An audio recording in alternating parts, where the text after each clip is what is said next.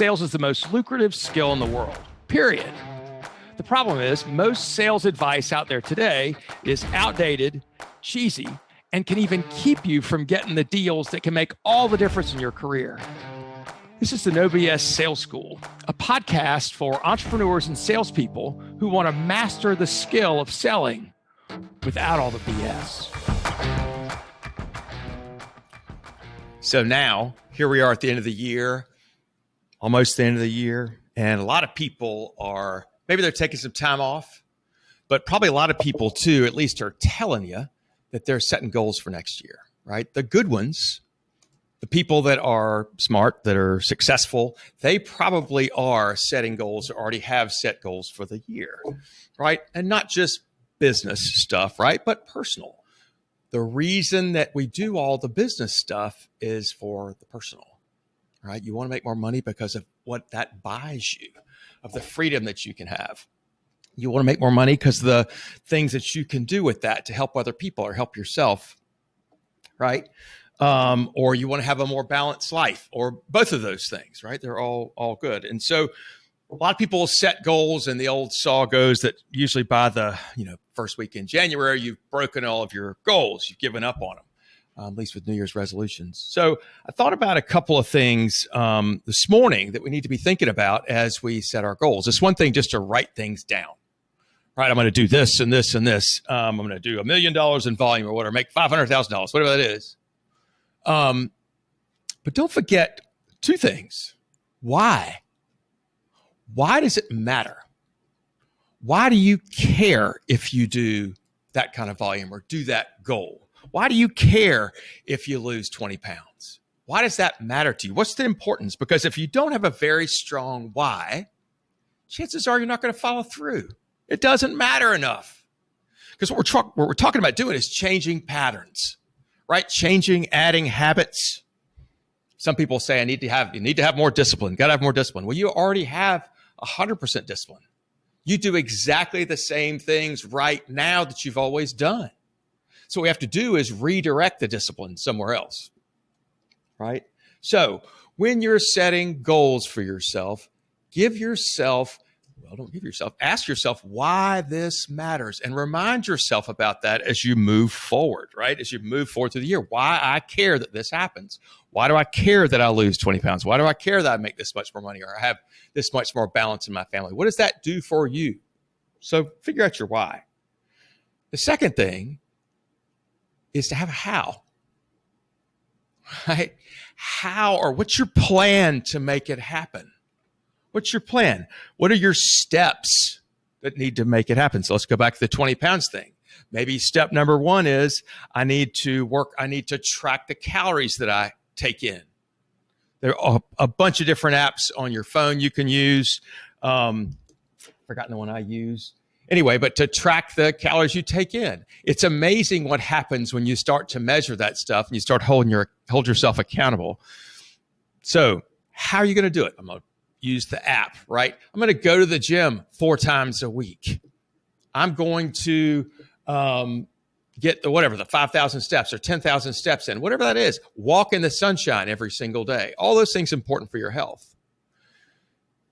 So you have a goal, you have a plan, right? You've got your daily behaviors that you're committing to do. But here's the part that a lot of people miss, right? Is what do you do when you fail? What are the things that are going to trip you up? And then what do you do next, right? So one of my favorite authors is a guy named Steve Sims. He wrote this great book called Blue Fishing. If you've been listening to the podcast very long, you probably heard me mention it. And one of my favorite sayings is nobody drowns from falling in the water. They drown from failing to get out. The key is not the failure. It's what are you doing next? What's your next step? So why don't we look forward and say, where is this goal that I'm going for? Where am I likely to screw this up? Where's this going to fall off the train, right? And so I think about myself and weight loss. I'm a cookie junkie. If I don't eat a single cookie, I'm fine. If I have one cookie, the whole freaking box is gone. I'm a sugar junkie, but cookies especially. So I have this plan, right? Did I just tell myself, I don't eat cookies. I don't eat dessert. I'm not a dessert kind of guy. So that's a start, right? But then inevitably at some point, I'm going to fail. And that's okay. What matters is what I do next, right? So if I realize I have a failure, right? I got into a box of cookies. My next move is not to say, well, I've ruined it. It's over. But to say, okay, you screwed that up. What are you going to do now? And that is start back over, right? Start over again. What are you going to do when things don't work out like you hoped with your goal, right? Let's pretend you have a certain goal of a certain amount of income per month that you want to bring in of new business or whatever your goal is, right? If you fall behind, if you don't get your dials in, if you haven't closed enough business, what's your plan then, right? Are you doubling your efforts after that? Are you being more specific? Are you learning something from that failure and then moving forward with it?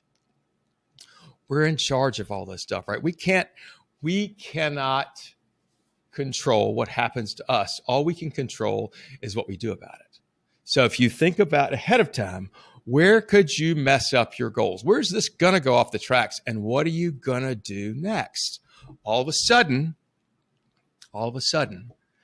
things come in, you're prepared.